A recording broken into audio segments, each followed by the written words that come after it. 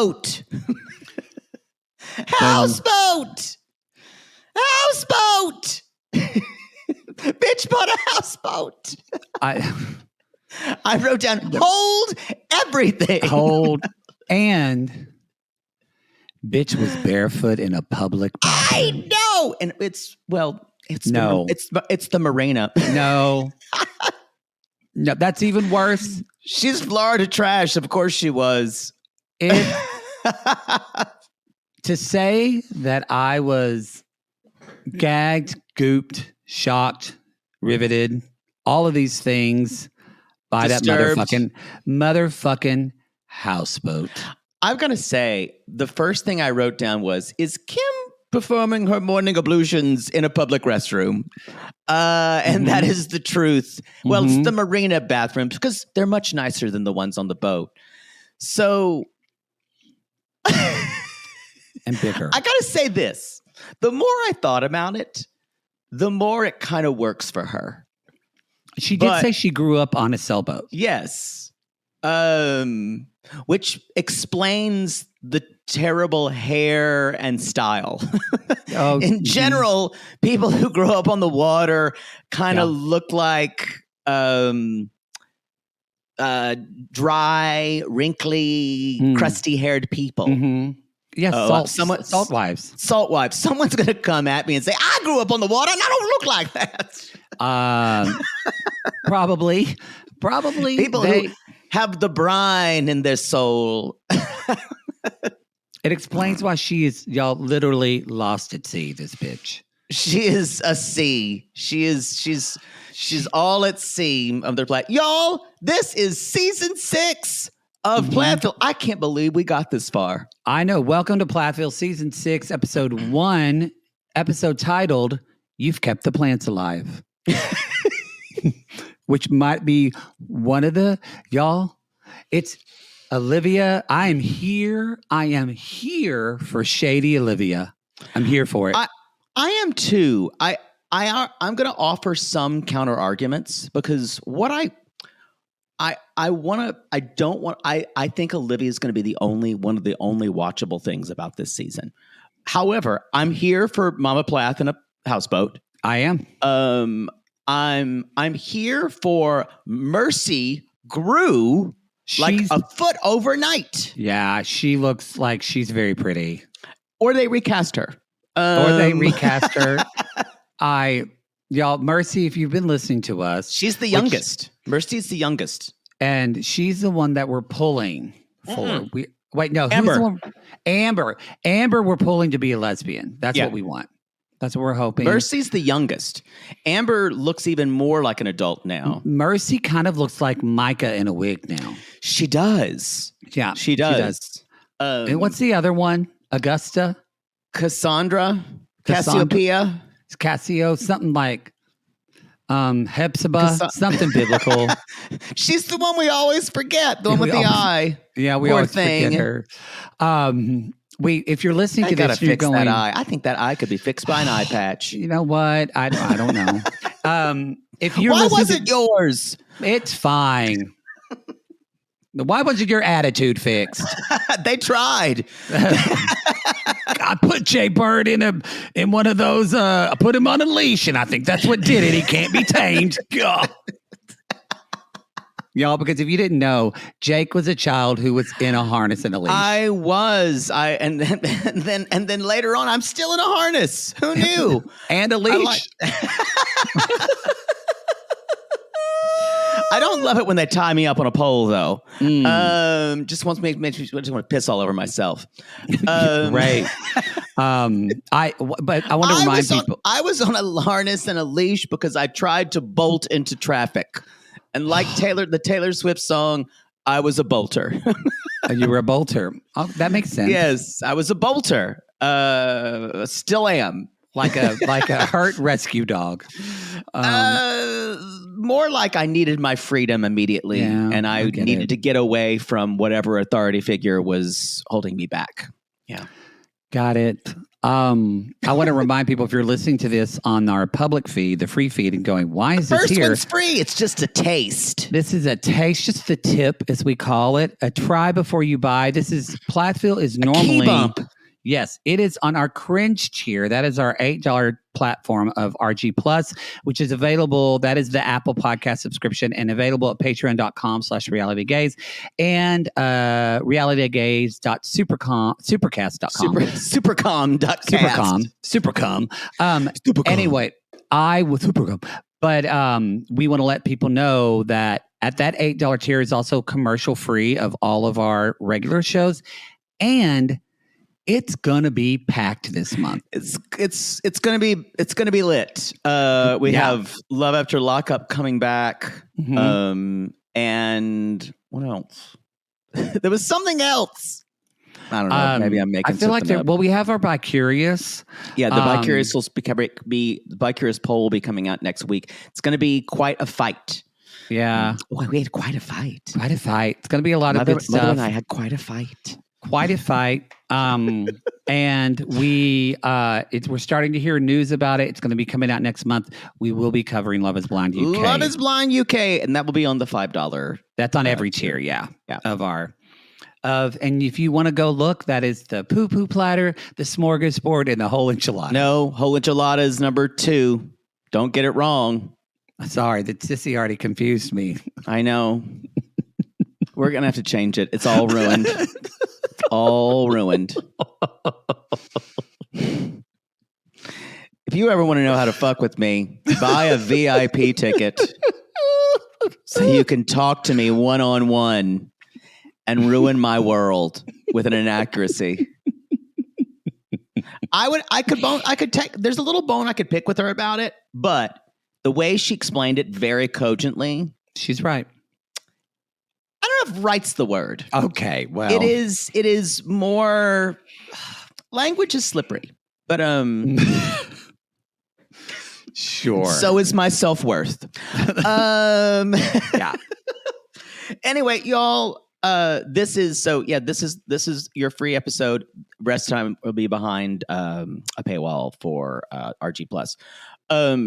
Before we get any announcements before we get into this, I do want to remind people it is dropped already. It dropped on Monday the 15th. I did pop on to Little Miss Recap with Amy and Amanda, and we talked all about MILF Manor. How we had feelings about it. We talked about our even though he's problematic, our favorite iterations of Tom Cruise, which that was a discussion I didn't expect to go down. Is it done now? Were you happy about the way it ended?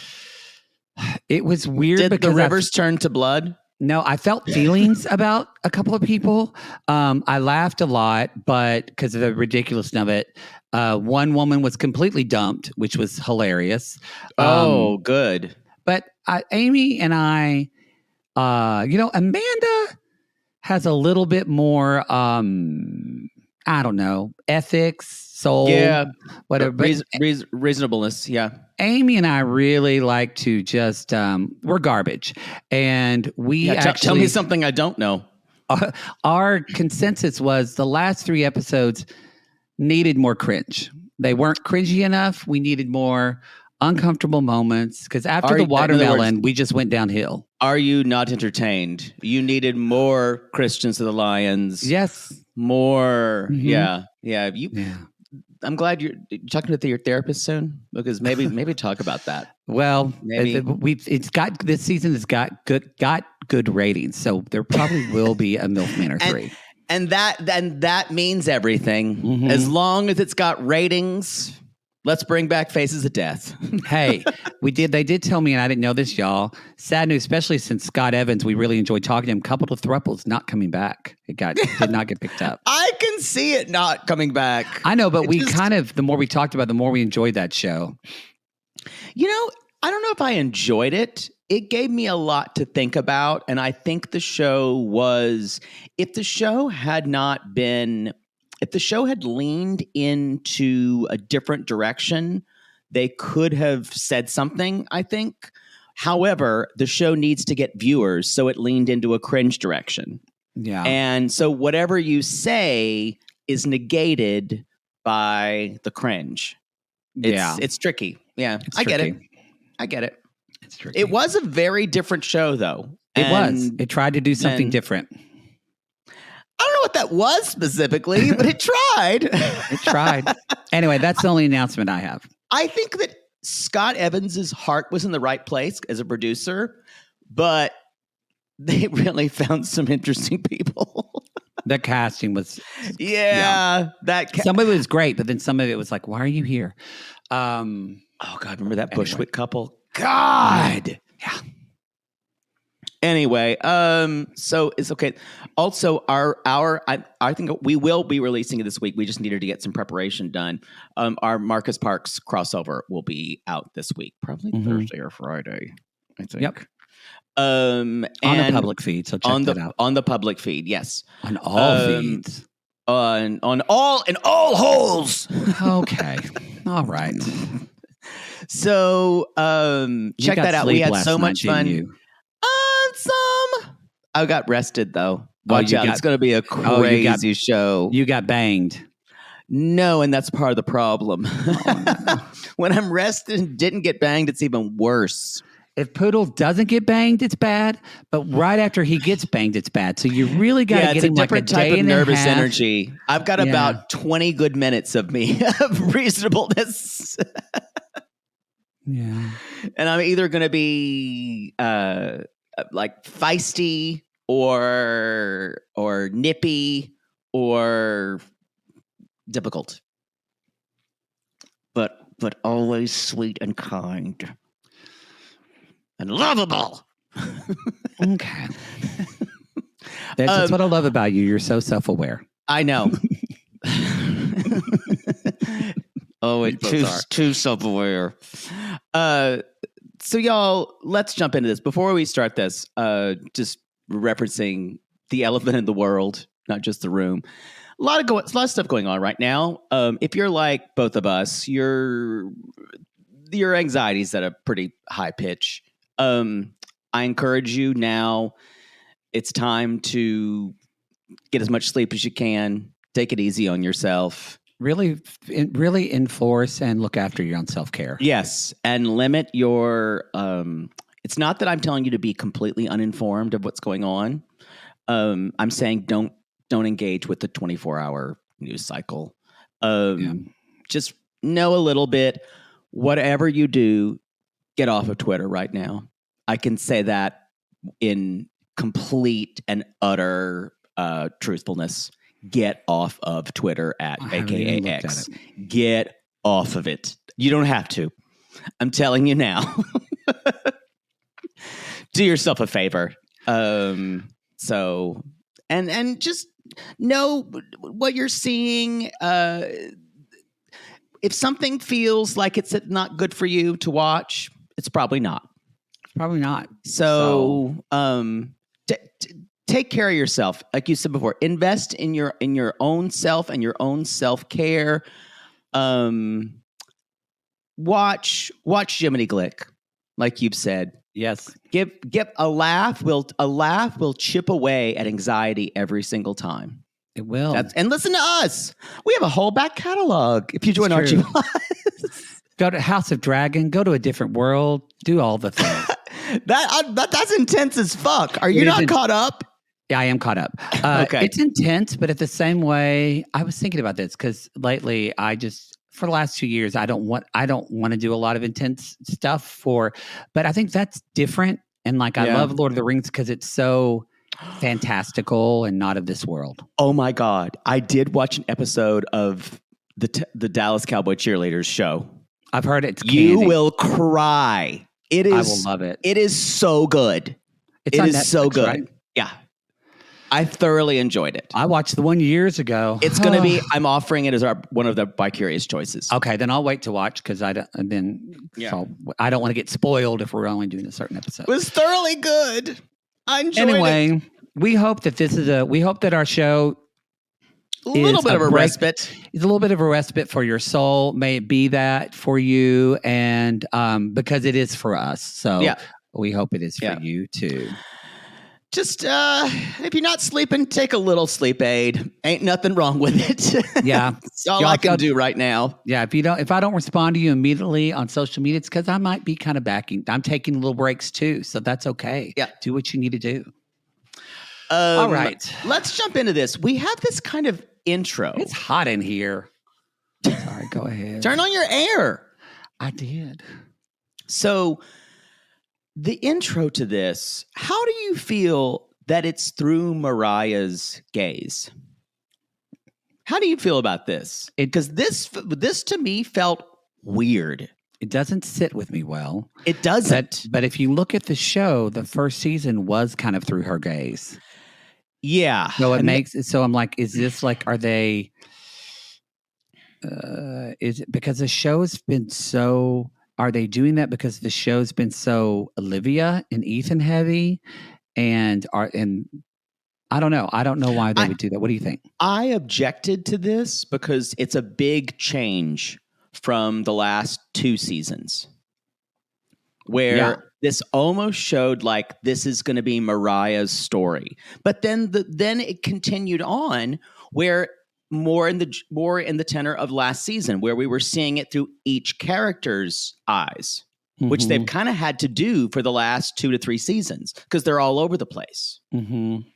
I just thought this was a weird misstep of not getting what I think you could have done is do Moriah and do all the Plath kids and Olivia. And if all of them talked, that could have been fairer. But y'all, we know Moriah, and I will still say Moriah, will frame this story in the way that makes her the most sympathetic character.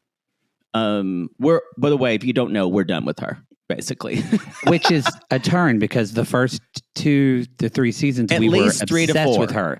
You I literally was obsessed said, with her. She is me, I am her. I was wrong. Would you not get a tattoo with a black rose and a red rose? I would not get a black heart tattoo anymore. I think. No, did you what? notice the roses? She had a black rose on one shoulder and a red rose on the other. Her styling. There are her no hair words is way for better it. though this season. Her hair's better. Her hair's way better. The styling looks like I don't know. Looks like she went to the outlets and like said, throw something on me that's clearance. It's so bad. I will say Ethan, I think, looks better clean shaven. I prefer it. I agree. And he's super buff and he'll fit. And Olivia, this is the best she's looked. She looks amazing. I agree. She looks happy, actually. She looks happier. She doesn't look sleep deprived and exhausted. We didn't even see Olivia, didn't see Lydia. She's just off traveling, going around Mount Rushmore. Yeah, she's in a prayer closet in Oregon. Oh God, I love thee. She's just sleeping with truckers to get around. Just riding the rails. Mr. Trucker, can you take me to the next town? Oh wow. Or the next I'll sing to you. Yes. I should see. Is it just, can you take me to Glacier National Park? Yes. And then she gets in the truck and she starts singing and they kick her out. I just see her having like a child's atlas and just going, what next big thing in the U.S. should I see? Oh, it's the world's largest ball of yarn. Yeah. Sir, do you know where the cars in the ground are? Yeah. I mean, I am glad like that. I am glad. It actually looked like she's traveling internationally, and I'm glad of that. Yeah, me too. Because travel does, no matter it enlarges you.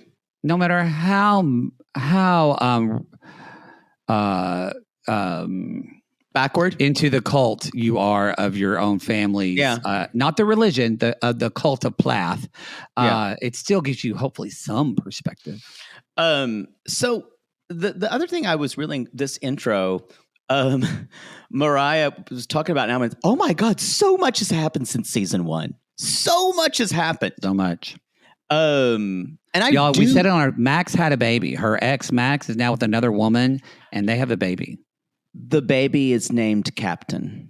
How do you spell that, Poodle? With a K. Captain Clay. Captain with the K. I believe Clay is with a C. Does it matter? Because it's It all doesn't. destroyed after that. It doesn't. It's all Like- wrong. They could, I don't care. They could name him Captain Comfort at this point. It doesn't matter what comes That's what after they call me Captain. in college. There goes Captain Comfort. Watch out, boys! Ahoy! My bill just flooded. Captain Comfort.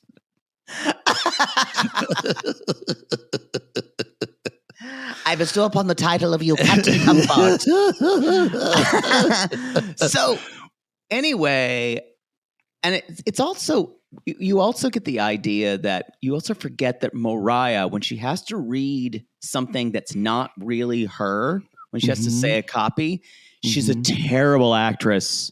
She says, our family is still strong, but the future is as uncertain as it's ever been, which literally sounds like Jerry Blank at the beginning of like every Strange to the Candy episode. Yeah, that's true. That's how it sounded.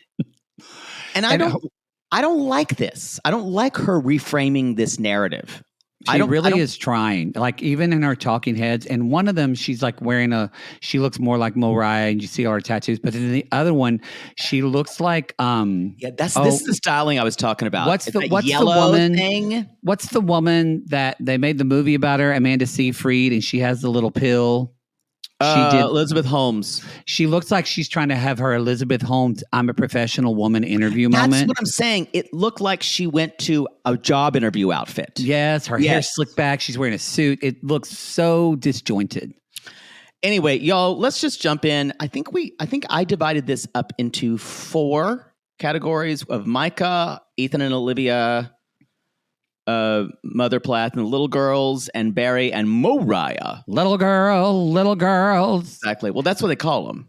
Yeah. So you want to move that way? You want to try? Sure. I didn't do that. So you for how did you pun intended, you guide the ship and I'll follow. How did you do it? I just did it in real time. Call me Captain Comfort. Guide me, Captain Comfort. Let's jump in. With if Micah. you're Captain Comfort instead of Shmee, am I Taint? Bosun Taint. Take us away, Bosun Taint. All right, Captain.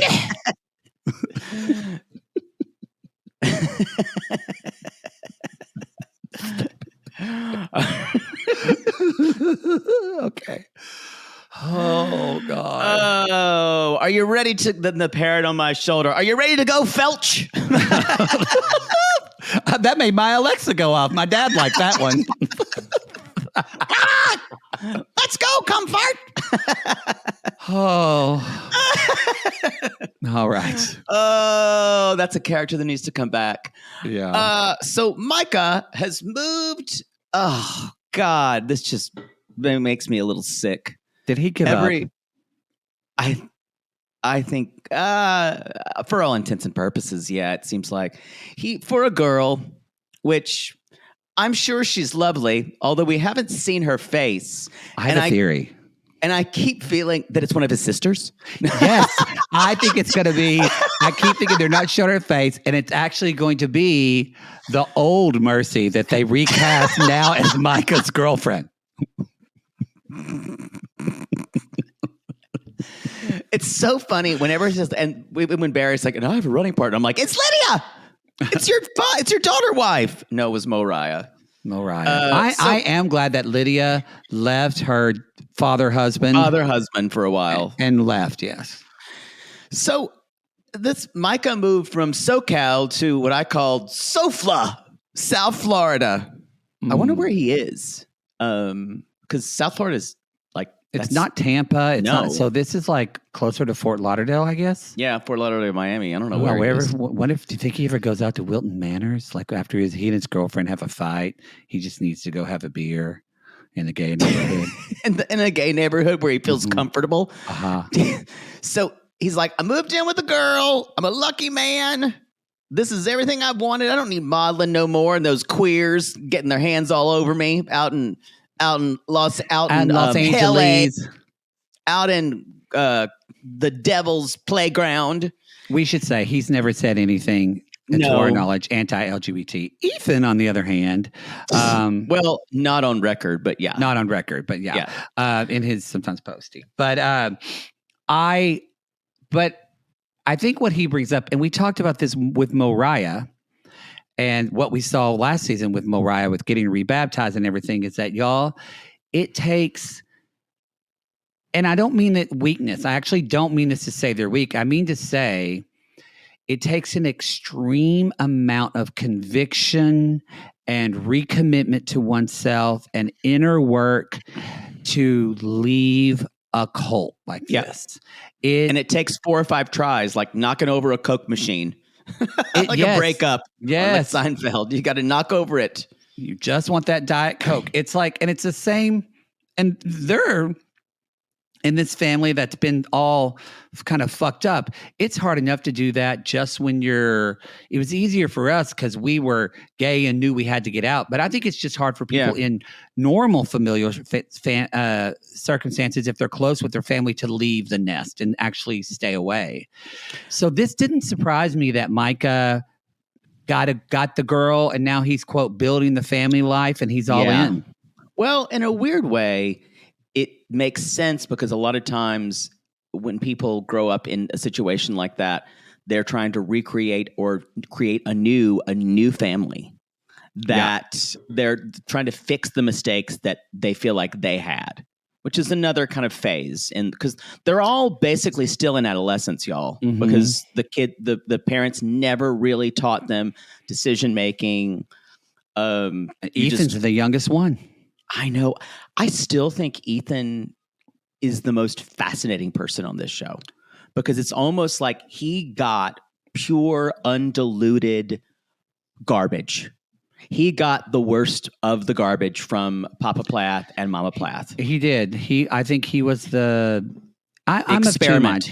He's fascinating to me sad to me because he was traumatized the most. But then also he can be the most frustrating to me because it seems like he's moving the least, but that's connected again. He's kind of had the most trauma. And I have a theory about this that I want to talk about when Olivia and he are talking. That it's the fact that she got him to actually feel emotion for the first time. And what that feeling he's seeing is, it's seething anger, but it's also betrayal and hurt. He's never been hurt that way. He's never. Yeah. He doesn't feel that way. It's like Book of Mormon, like shut it off. Yeah, it's just, that's why it's so interesting to me.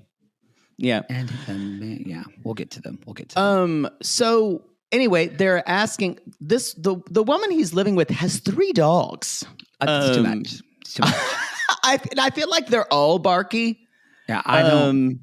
Maybe her parents watch them, and maybe, but that is too young to have. You need to be free, and I thought they should be young and free and going and doing things. And then I saw how this woman decorated her house, and I went, okay, this is a basic white girl. But also kind of a chaotic basic white girl, too, and you can just already tell she fucks like a fucking crazy person. I'm just going to give you the stage. How did you feel about her word art? All right, let me just let me collect myself. So, but. The one thing that you need to, if you walk in, this is actually something I'd probably put in my house. The only word out, as long as everything is exactly the way I want it, I can be totally flexible.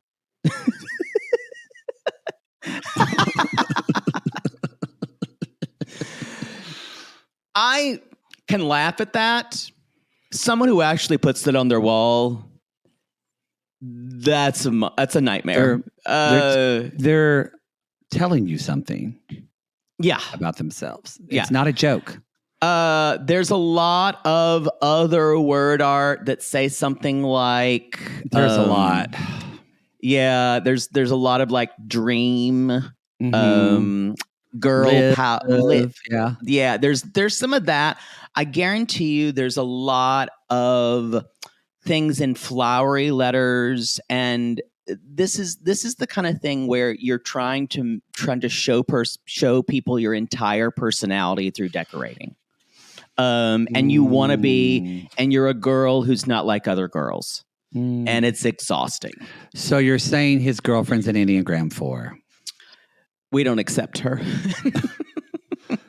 She might test that way. She might test that way, but we don't accept her.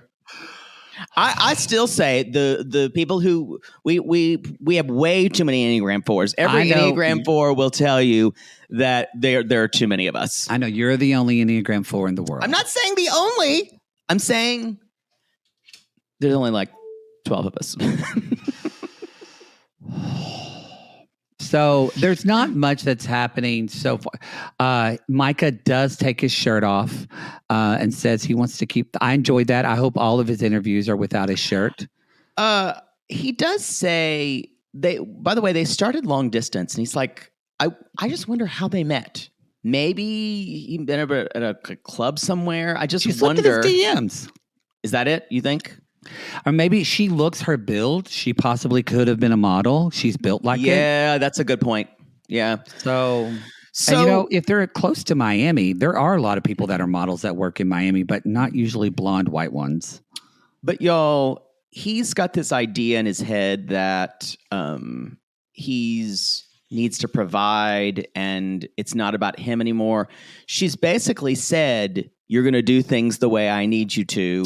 And kind of convinced him, you got to help around the house. You got to. And do you hear her say, "Did you clean up the beard trimmings in the sink?" And he's like, "Yep." Done it. She's like, "I'm sure you did." Y'all, I think the reason why she doesn't, maybe she's shy, but also she knows I'm going to look like an asshole on this show. I don't blame her. You would never see my face either. Because I want to see how she interacts with Moriah. It is. I will say this. I don't know if I would, for production, I don't know if I would be okay with saying, I don't know. Sure, we'll do this and not show your face. I have a theory about it. Okay. Except for Ethan and Olivia, I think nothing is going on with these children. Clearly, gotcha. Isaac, he doesn't want to do this. I called it. I said he's going to get on that plane and fly away, and that's what he's doing. Fly away. Lydia is making praise him music and traveling around the world. The other three, the girls are cooking a steak.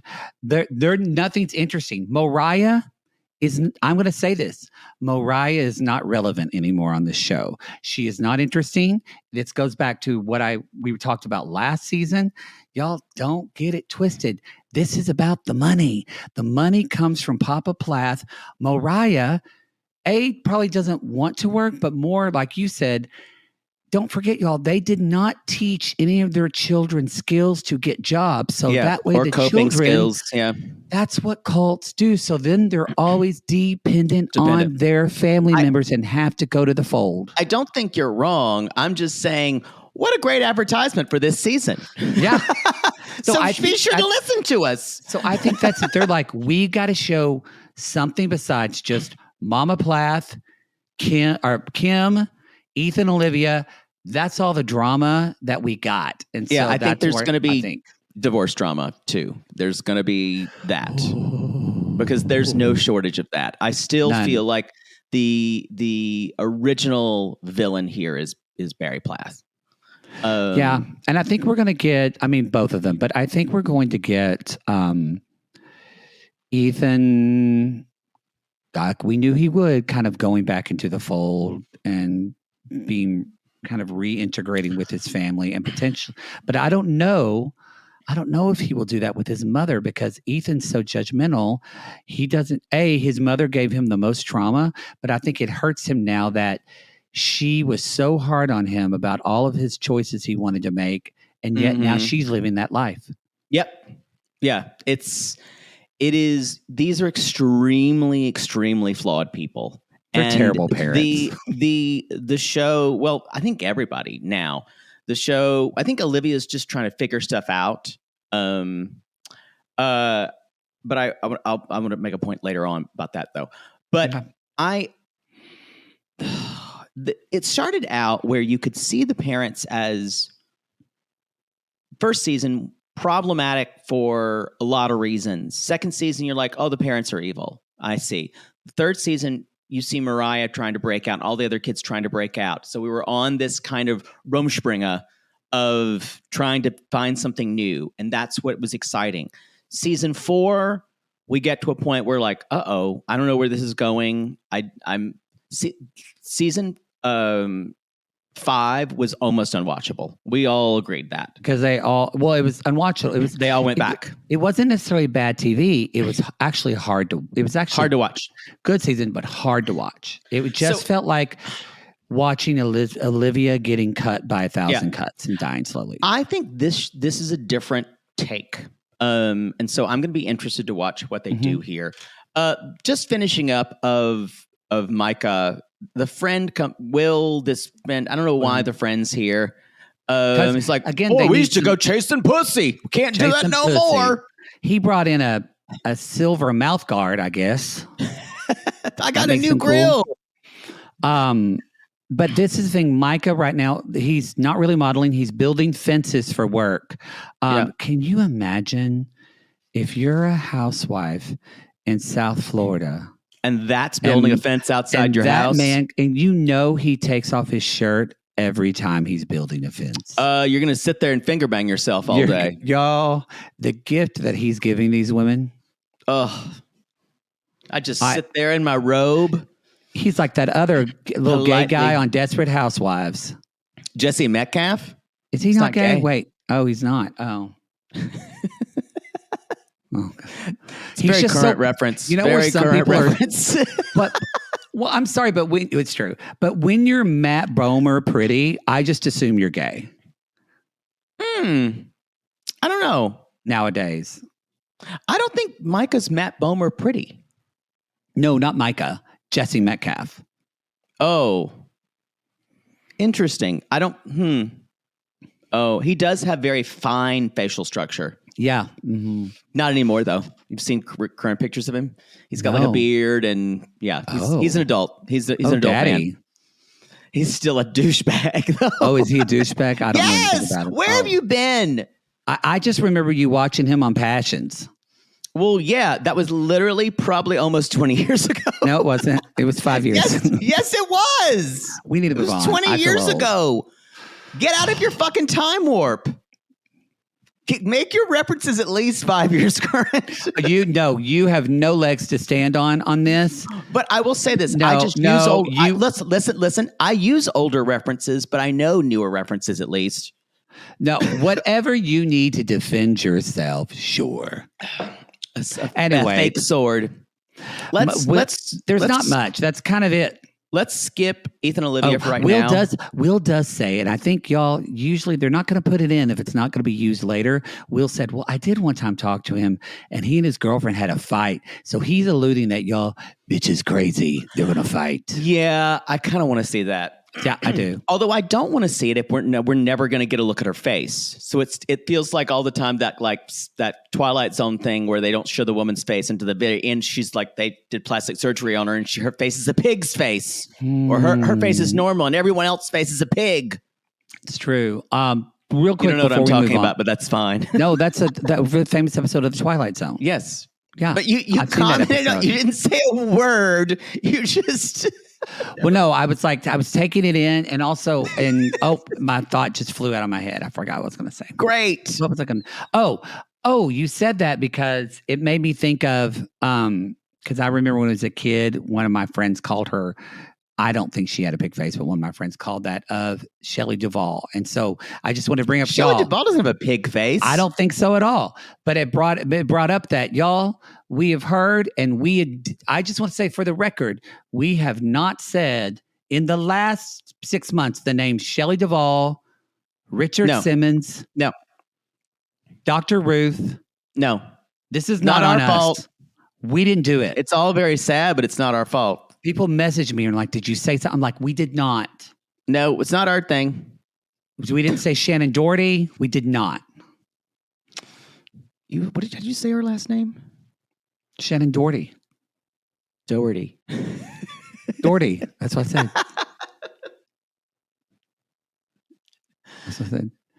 It's Doherty? That doesn't make Doherty. sense.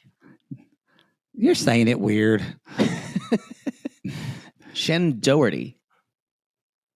I've just never heard Doherty. I don't. That's the way I said it. Like Dorty, like you're pronouncing it like Doherty. Doherty. Yeah, it's right. It's like my counselor. Her last name was Daughtery.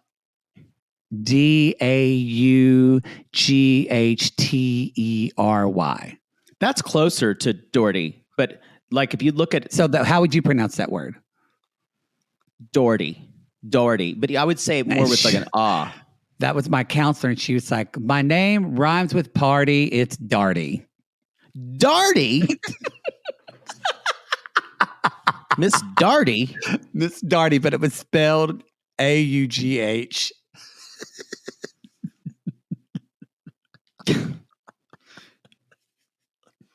I can't.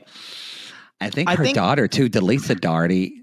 Not Delisa. Delisa Darty. Delisa Darty. That sounds like she's friends with Dr. Dowdy's daughters. Dr. Dowdy's daughters. Dr. Dowdy. Dr. Dowdy. Dr. Downey from Duncan's friends with Delisa Darty. Fucking idiots.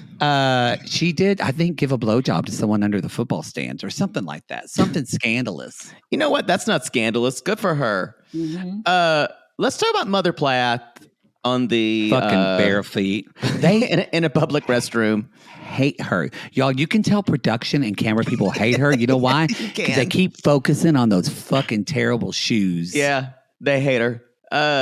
So she's like, it's a time of transition for me and my girl. She is living in Florida because she went, Florida's where I'm from. And I went, well, it all makes sense now. It all makes sense. And the divorce still hasn't happened. But she does mention y'all, and there's a little gleam in her eye when she says, but when it does happen, I'll be in a better place financially. So y'all, Barry is sitting on top of a pile of money. Oh, yes. And that's what they're fighting. It's all about money, y'all. This is all about money. And they are fighting it out because he doesn't want to give her shit. Yeah. So we do find out that Ken, her love interest from last season, asked her to move in. And she said, no, I need to focus on me and the girls right now. So I bought a houseboat. It was a good reveal because I wrote, oh my God, she lives in a Winnebago because they showed her kind of walking towards that. And then when she said houseboat, I went, whoa. I know. It's the best thing. Of course, I thought about my Aunt Bessie who died on one. I know. She did. Found her adrift. Found her. I got to say, this is... I don't know. I don't want to sound judgmental, but I just said seeing all of them together, I'm like, this is not an appropriate place to have 3 children. I think what happened, I first thought that. I think what happens is they do spend half the time at their dad's. So in a way, to me, if you frame this the right way, I would have loved to have stayed on a houseboat. Do you know how hot and humid that boat is? Oh, it's disgusting. But it's in theory, I think it would be a lot of fun. Now, I will say this boat is much bigger than a lot of boats. This is a bigger houseboat. Don't you think, though, it just smells like Mama Plath's feet? Yes. But the little girls are used to that by now. That's true. They don't have a sense of smell anymore.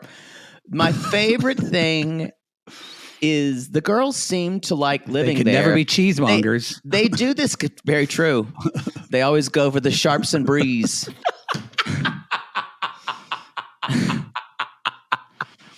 What other podcast are you going to get? Funky podcast. A nice gorgonzola. The girl, even in adulthood, the girl's like, why am I drawn to every blue cheese? Why am I drawn toward a Limburger? So they do this crib style reveal of the houseboat, and then she's like, but the reason you can see the bathrooms are quite small, so we mostly use them for our makeup and stuff and like girl stuff. So we just go to the marina to shower and stuff. And I'm like, oh great, so you have to take a shit. You got to like get up and go to the marina. No thanks. No, Here on thanks. Lifestyles of the Rich I'm a and Trashy. Rich and trashy. No, thank you. I need my bidet. Thank you very much. Couldn't do it. So, I get you just lean out and kind of stick your ass in the water. I think that's true. And she says, I still want to sleep over with everyone on the boat. That's a pipe dream. No. That's you're absolutely crazy for that. And Lydia's hair would be so frizzy and she would be so stressed if they were in there. It's true. And where is she going to pray? She's just going to be in that bathroom. Yeah. So they're making steaks. Michael, row the boat ashore. Jesus, row my boat. Sorry, go They're ahead. making steaks, which I'm sure are overcooked.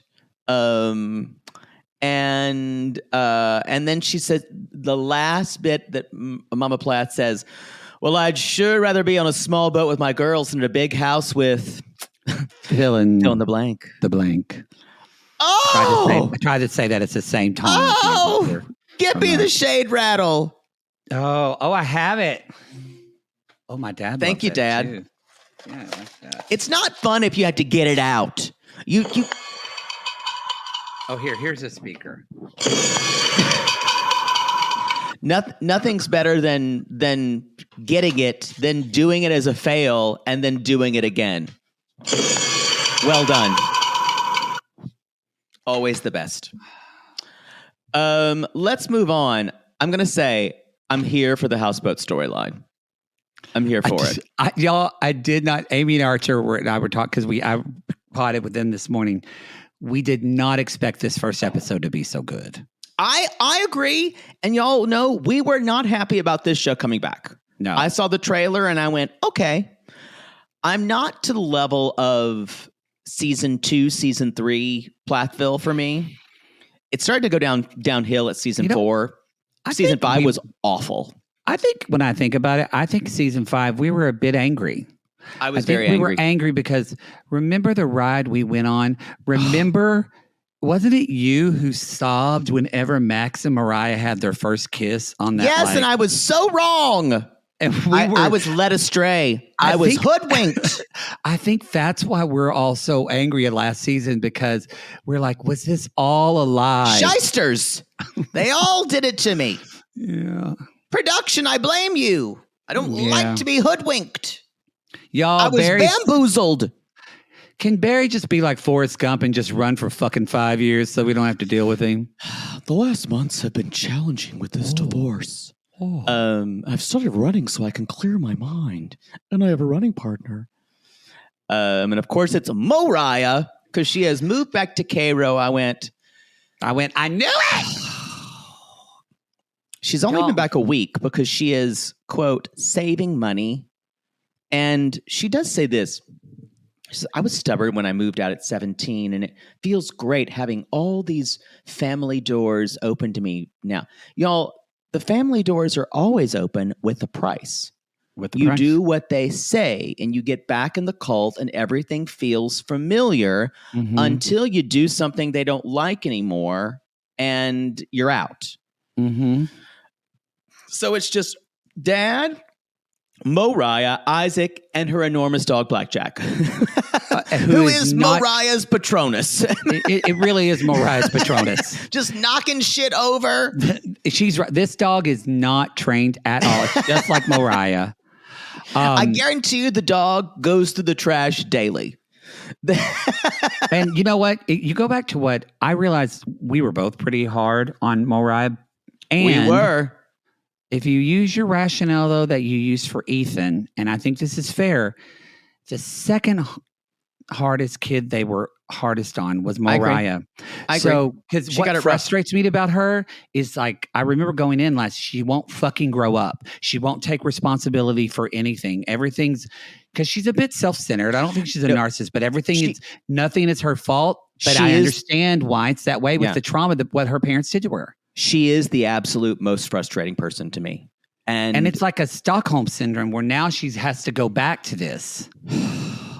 The problem is she's like halfway through.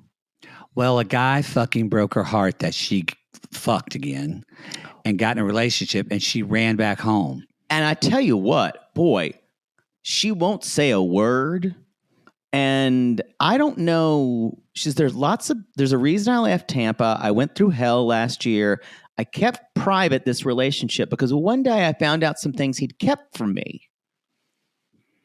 That's when everything unraveled and I came home. I don't care to share what happened or the sob story, but what I learned is you got to push forward, learn and do better. And I went, this is the most unhealthy way of handling something like this.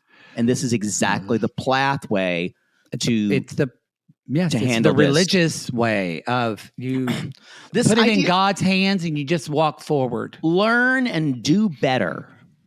I don't know how that's helpful for anyone. What are you supposed to learn? What do you learn? That you learn to blame yourself? Yeah, I think, well, you've got to have a lot of introspection, a lot of questioning about your past and discovering patterns. But y'all, use our BetterHelp code. BetterHelpCode.com/RealityGays because she needs it. The whole way this is being framed, and it's not that I think that she needs to tell us what happened. That's not what I get after Max why she wants, that was humiliating to her. Yeah. And I get why she wants that private. But at one point, I'm just kind of like, have more grace with yourself. You must really, if you're shaming yourself for all this, that you were stupid, that's not the lesson to learn here. Because she's not stupid. She's ignorant naive. Because she doesn't, ignorant and naive because she doesn't know because she was never taught. It's just that you don't build confidence and resilience, and you don't learn to do better, as you're saying, by blaming yourself and shaming yourself and never saying, I'm never going to do that again. That's not learning. That's just building up garbage inside yourself. It is, because remember when you were either in high school or early college and you sucked a dick and you said, I'm never going to do that again. I'm not going to do that. Yeah. But you just kept sucking those dicks and feeling bad about yourself. And then finally you got fucked in the ass and you said, well, I'm going home and I'm coming out. Then I went, oh. Yeah, okay. I don't think there's any way. I don't think there's when you're on the other side of the aisle. When you're on the other, you're going too far. I flew too close to the sun on gay sex wings, and those wings melt. fell off. Yeah. Woo! I make a joke about it, but I bring it up that we talk about this a lot. Like shame is the thing that binds you. Yeah. And she still is so, because she was, but y'all remember, I think I'm going to have a little bit more empathy and she won't bother me much because I'm, again, what you said about Ethan, trying to look at both of them, not excusing their behavior. Yes, that's fair. But seeing them as the product of being taught that shame is a value.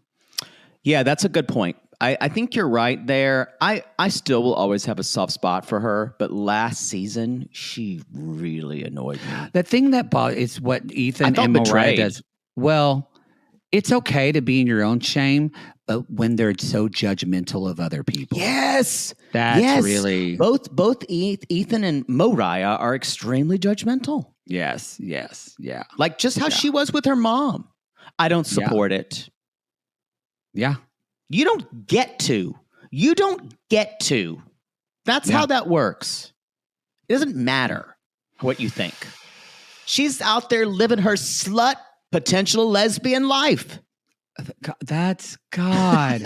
That's all. She's on a houseboat. She's getting closer. She really is. She likes to ride bikes. It's y'all. Sooner or later, it's going to be no deodorant, crusty, crunchy hair. Well, we're already there, basically. I do agree with you. I actually am not even kidding around. The end game for Mama Plath is to be a lesbian, or she did not live a life well lived. Agree, 100%. It's the only logical conclusion. I think she is. Yeah, I would pray for it. Just 4 huskies. Well, I don't know. Sleeping in the bed with them. I hope they're not outside dogs. She doesn't have a good track record with that. No! That's what she doesn't. Oh, I know. Y'all don't forget when we talk about Stop! the show. Yeah. There's a lot of trauma that's happened to this family. God. Let's talk about Ethan and Olivia. He is playing guitar and singing. I think this is a really interesting way to open on Ethan because, y'all, this is the one thing they did as a family. It's the one acceptable way to express your feelings, regardless if it was a religious songs at all. You could express creativity or feeling through music. It was the one acceptable way. And it just kind of shows you, and he says, it's been many months since I've seen Olivia. We haven't divorced yet, but it's coming. I don't want it, but it is what it is. My least favorite sentence in the English language that people say. We went over this before. You see it differently than I do, but well, no, I'm starting to see like different because you're right. It's going back to this because they were whatever the fuck they were called, the Grady County Plathville singers. They're like all traveled around. I went down to the Grundy County auction. Right, that's a county in Georgia, right, Grady? I think it is. Probably sounds like it. They're all in this like that was the what I see now with him singing. And I thought this, and I went, that was the only time he probably felt. Except for when, like, out in the world, because they never could go out and see people and socialize. They only socialize with their church. But they did this jamboree traveling band, and suddenly Grady County Jamboree Band, whatever, and everybody fucking loved them. The Bear Jug Band, yeah. Emmett Otter's Jug Band. Well, he says, this is so interesting. He's like, I was heartbroken. The interesting thing here is, y'all, Ethan has never been self-aware, but now Ethan has self-awareness. And this is what I'm thinking this may be a different season for him. He says, I was heartbroken and it turned to anger. And I haven't allowed myself any spare time because I work 2 jobs and work on my cars. Same old story. Same old Ethan that but now he knows he does it. And I think that's very different. It can be the biggest blessing or the biggest burden, and that's awareness.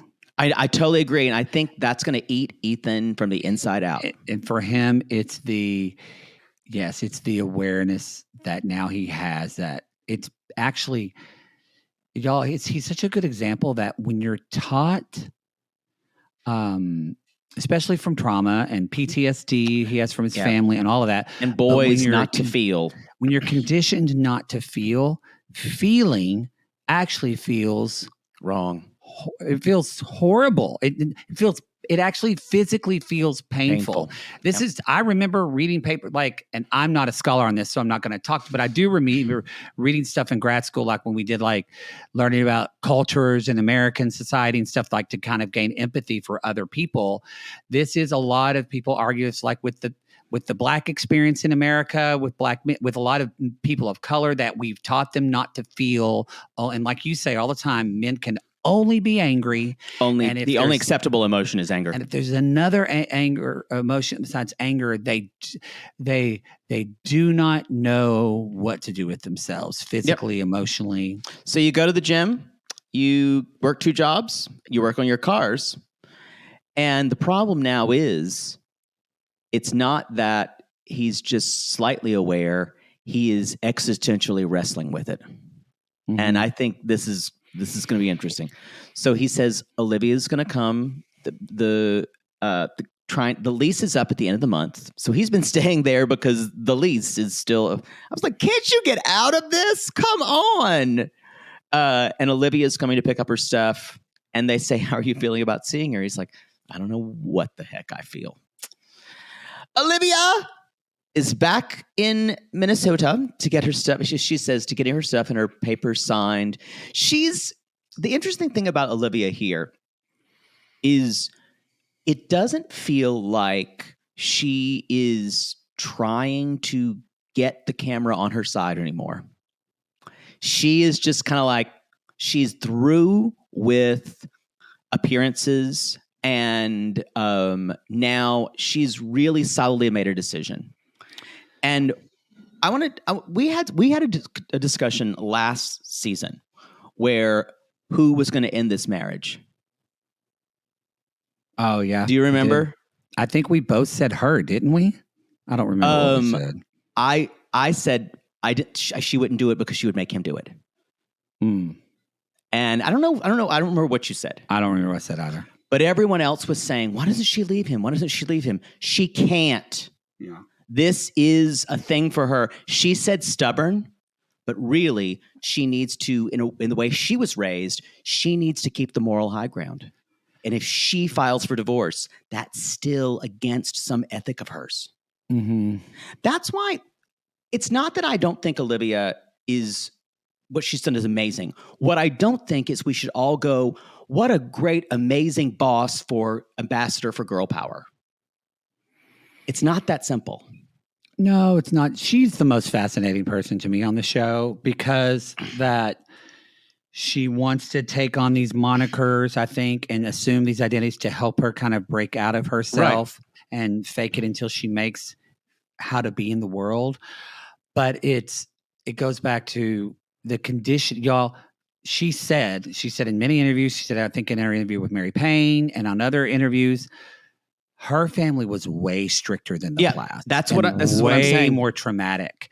So she has, I think, and she's a woman, so she has less privilege. She has even more conditioning to break through than Ethan has. But Moriah. I really do believe if Ethan had not said, she said he's the one who said, I can't do this anymore. I think she'd be still trying to do it, trying to work through it. Yeah. Yeah.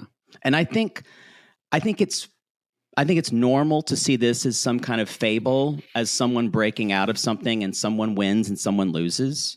But it is so much more complicated than that, what these people are indoctrinated with. And I think there was a thing last season where Olivia's going to leave and Olivia's mom. I'm like, no, she can't. She can't because she doesn't know she would be divorced, and that is a huge sin. She can't pull the trigger. She'll because she's been taught that the husband has to do that. Mm-hmm. And I know that's inconvenient, but that is a core belief of how she is. I don't think it's not a manipulative thing. It's not. Is just I'm bringing that up that it's again like a core belief she's fighting against, but she's changing so many core beliefs. Like they can't all. It's not this aha breakthrough. Everything feels free all at once. I also don't think she wanted to be responsible for the divorce. Mm-hmm. Mm-hmm. I don't think that's also what she wanted. You think about it this way, potentially the way they were married and the way things are set up, she might not. And I wouldn't put it past her because Olivia is smart. Very. Depending on the state and sometimes, but if a woman asked for a divorce, would she be entitled to as much compensation for property, assets, things like that? I don't think it matters who petitions. It'll be equal no matter what. I don't know. But I could not imagine that would be really fucked up laws, which we already have them. Mm-hmm. But I can't imagine. What makes you think that? I don't know. There's just something in my gut. Come at us. I don't know. Lawyer I don't know. Sissies. But that would. So you're saying that, like, does it make a difference of who decides? But you're saying there's different rules for if a woman petitions or if a man petitions? I don't know. I know nothing about divorce as an adult. What would be the difference? I'm just curious. I mean, there still are some archaic rules, like you said, in our country. Is there like the person who petitions for the divorce? Do they? Is it because they're walking away? Are they entitled to less, or is it still 50-50? I don't even know if they had an agreement. If they had some type of, they're not going to have an agreement, but it's they're not going to have a prenup. But I could see the Plaths having something about their money, and their legacy that they're leaving their children. I don't know. It's a little conspiracy, but I can see it. Anyway, so she said, I gave it my best, not to say I didn't not to make mistakes. But she did say when he said it was done, it was a big sigh of relief. Yeah, I think the way she's saying it here doesn't lead to any of that. No, I think, and this felt a little fraudacity to me that maybe, I don't know. I kind of hope that we're getting a little bit of petty Olivia because I'm kind of here for it because there was some shade in this. Again, oh, you took care of the plants or watered the plants. But also, so she just rolls up and doesn't tell Ethan that she's coming. I didn't think this was fair. I didn't think so either. It felt very producer initiated that they were there to capture it all. I agree. And it almost felt like, wait a minute, is she, and I'm kind of okay with it after everything that was done to her, is Olivia in cahoots with the production company to shock Ethan and be a little petty? I don't know if she would. That's giving up a lot of moral high ground for her. I don't feel like she would do that either because she doesn't seem... Because she needs that. Because she doesn't seem... She's not a cruel person. No. We can all be petty, though. We can. But, yeah. So she walks in. She's like, how are you? You can immediately tell y'all, Ethan's overcome with emotion, doesn't know how to process it. Yeah, he's completely stoic. Stuck. This awkward silence. And he's like, oh, you never let me know that you're coming. She's like, I thought I did. And she was like, oh, well, I was just jumping on a flight. I was traveling everywhere. And I went, and this is, you know what? This was the most uncomfortable thing I've ever seen on this show. And that's saying a lot. I think when Mama Plath talked about accidentally running over her child, that was the most uncomfortable thing for me. No, you know what I think? I think the conversation when they were saying they were going to have to get a divorce with the kids was uncomfortable too. Yeah. Especially because Mama Plath had her feet on the coffee table and it was just gross. She grew up on a sailboat. She grew up on a sailboat. So they start talking. Olivia's, it's very like, you doing okay? Staying on this side of the ground. Ethan with his staying on this side of the ground. His 20-year-old colloquialisms, aka things 70-year-old says. She brings up the paperwork and she's trying not to cry. And she said, I know before we didn't need a lawyer. We both thought we did not need a lawyer. Do you still feel that way? He does. Y'all, I'm going to tell you this. If you get divorced in the best possible circumstance and you love your ex and y'all get along and y'all are fine, still have a lawyer draw up the paperwork just so it's clear. So nothing wrong with that. It takes at least some. If you think it adds more emotion, it doesn't. It takes some of it out. It does. It does take some of it out. So anyway, this is interesting. Olivia, it's almost like when she says, anything else you want to talk about? Any closure on things you want? What do you think she's trying to do here? I think she thinks because nothing was talked about that always talking about stuff is what needs to be presented. And I went, this is kind of misreading the room. This is not time for that. This is just about the business at hand. You both have already decided, at least we think, you both have already decided that you don't want to be together. But I think what she's picking up on is what we get later at the end is that Ethan has residual feelings and still wants to be back together. But she says, this is the thing which gets me. And it just shows it's still hard to lose some part of herself. She says, are you still angry with me? I wish she hadn't said that.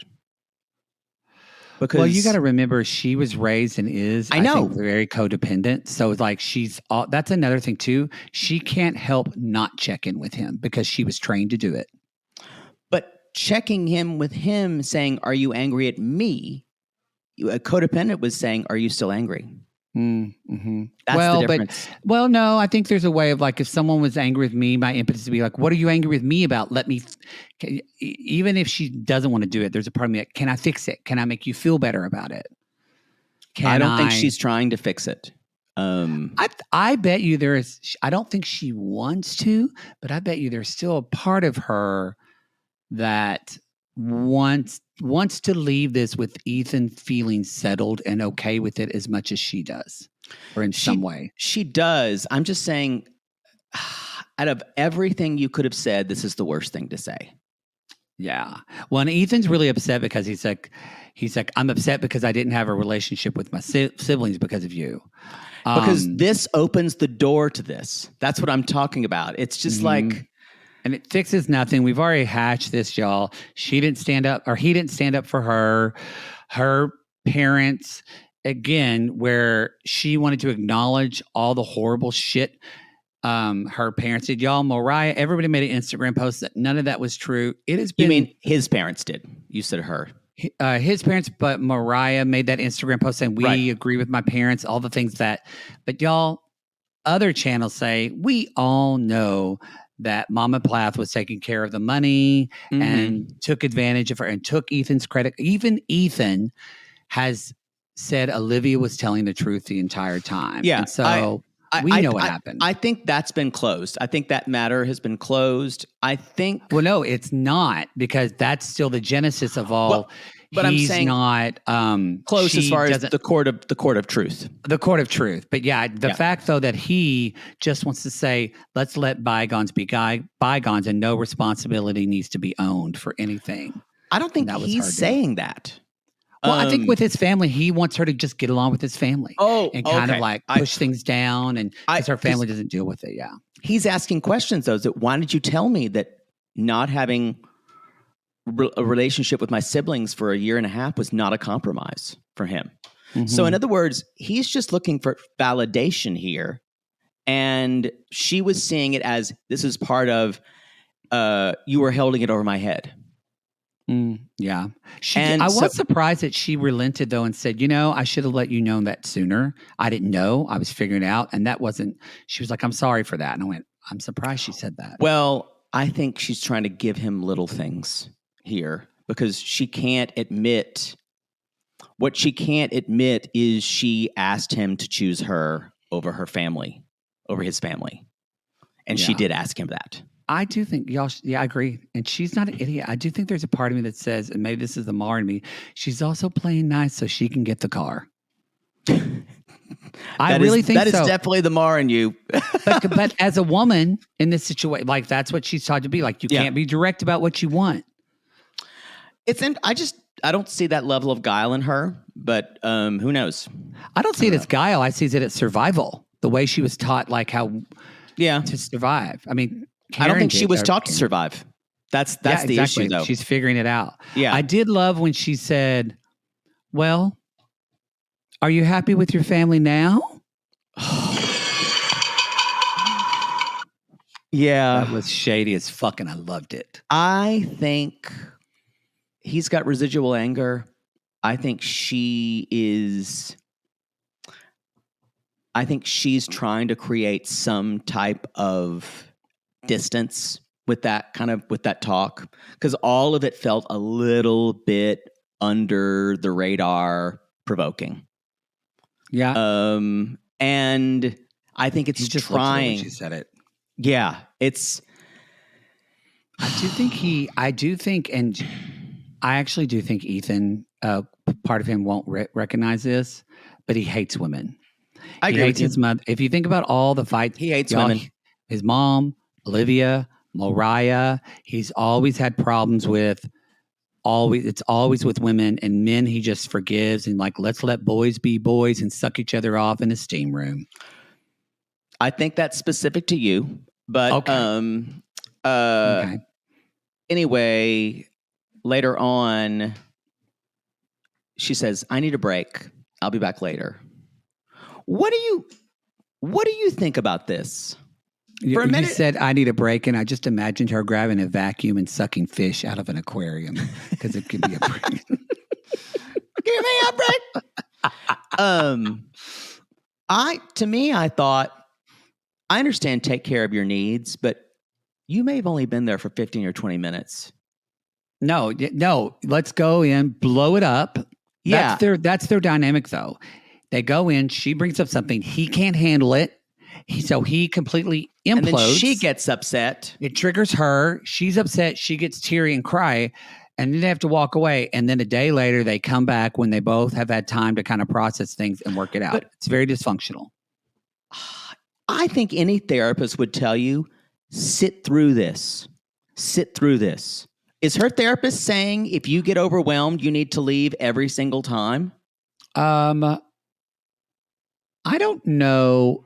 It depends on, they both have had so much, like, I don't know, she's starting to have panic attacks and things like that. Like, I think we sit through this, but we haven't gone through what both of them have gone through. No, it's true. So maybe it's too much. This happens every time. But it's the pattern.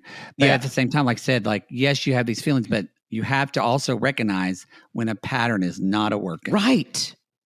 But why would they fix the pattern in that when she's about to divorce him and not have to deal with him anymore? Because here's the beauty of both of this that both of them don't realize. In 5 years, they're not going to fucking think about one another. Right. They don't have any kids together. They're going to split early their enough. assets. Yeah. Yes. It's not going to fucking matter. So the next day, they're trying to meet and talk. And Ethan says, I still love you very much. And I don't know what to do with all my emotions. And Olivia says, okay, can we just leave out your family today? I know we're not going to see eye to eye on that. Let's just talk about us instead of them. Great idea. Mm-hmm. And Ethan says, from where I'm standing, we have to take some practical steps. Sorry, this is Olivia. From where I'm standing, we have to take some. This is literally like, this is the smartest way to handle this. Mm-hmm. And because it makes it non-emotional. From where I'm standing, we have to take some practical steps, and I need your collaboration on that. She brings up paperwork. I'll need your signature, assets we need to settle. And y'all, he's just there with his head in his hands. And it is just like a kid who just got struck out of the baseball game. Mm-hmm. And there's shame. There's emotion he can't sit with. And he just says, I can't accept this. There's a part of me that hoped she would change her mind. And the producer says, did this happen the minute before you saw her? Or did you have thoughts about this before? He said, the minute I saw her. And he says at the very end, can we make this work? Go to fucking therapy, Ethan. Please. You know, I don't think that's in the cards for him. No, he'll never do it. He would have to have some kind of life-changing moment to make him do that. Hey, again, going back to the steam room, that's where it could happen. No, it has for me. I think the best thing for Olivia right now is to be as no contact about this as possible. I'm shocked that she doesn't have anyone telling her that. And I'm shocked. And maybe the show is forcing her to do that. It's the show. I think a lot of it is the show. I think with the trauma she was inflicted by this family that was just compounded with her own, this is why she lives in Los Angeles now. She wants to get the fuck away from this and not have to ever think about these people. And mark my words, Ethan's going to be seriously dating another girl within a year. And they're going to get married. They're going to have kids, and he's going to forget all about it. And never have to really think outside his own experience ever again. And Olivia's going to have to deal with, because that's hard when you love someone like that and you're in a relationship and you're working on yourself so much and you're developing closure. It's like you never get that closure from that person. She's never going to get that from him. And I think you have to realize sometimes closure is just not talking to that person and having them out of your life. That's the your own closure you need. And sometimes that's all you get, but what you really need. It's going to be a good season. I will say, already it's better than last season. I'm here for it. With the Shakespearean quotes. I'm glad they went back to little Bomo that they all said. Y'all, that is your Welcome to Plathville Season 6, Episode 1. And you know, it feels good because first of all, we remind you, if you want to listen to this second episode or this was a long episode. Jesus. Or past seasons you of just Plathville, kept talking. Sure. That was me. If you want to listen to past episodes of Plathville, subscribe to patreon.com/realitygays or go to, I believe, supercast.com or it's supercast.realitygays.com or Google it. It'll come up. And then you can also go to our Apple subscriptions. You literally, if you're listening in the Apple Podcast app, y'all, you'll see if you listen to it this week, next week, you'll see Welcome to Plathville, and you click on it. It says, join this tier, and you just click on the button. We don't know who the fuck you are. You can't vote in polls or anything like that, but it is the simplest way to join if y'all want to be part It's of a click. It's just a click. Grab your dick and double click for porn, Plathville. Plathville. I think if you've never seen, you're probably listening. If you're listening and you don't watch the show, that's fine. But if you've never seen Welcome to Plathville seasons 1, 2, and 3, most of like I would say half of season 4 too, really phenomenal television. 2 and 3 were unreal. They're really good. Yeah, they're really good. Yeah, and those are all on Max, Discovery Plus, or wherever you watch your shows. All right. Well, it's nice because sometimes we had moments where like, does this still fit? But remember, it does, y'all. So leave a review on Apple Podcasts or Spotify, wherever you listen. We appreciate that. Follow us on our social media, Reality Gays Pod, on Instagram and TikTok. And Poodle, remember how we end the show? Doesn't it? Works now that Houseboat is back. It really works. Fuck Mama Plath, or fuck them all. Fuck Papa Plath. Fuck the Plaths. Fuck them. Fuck them.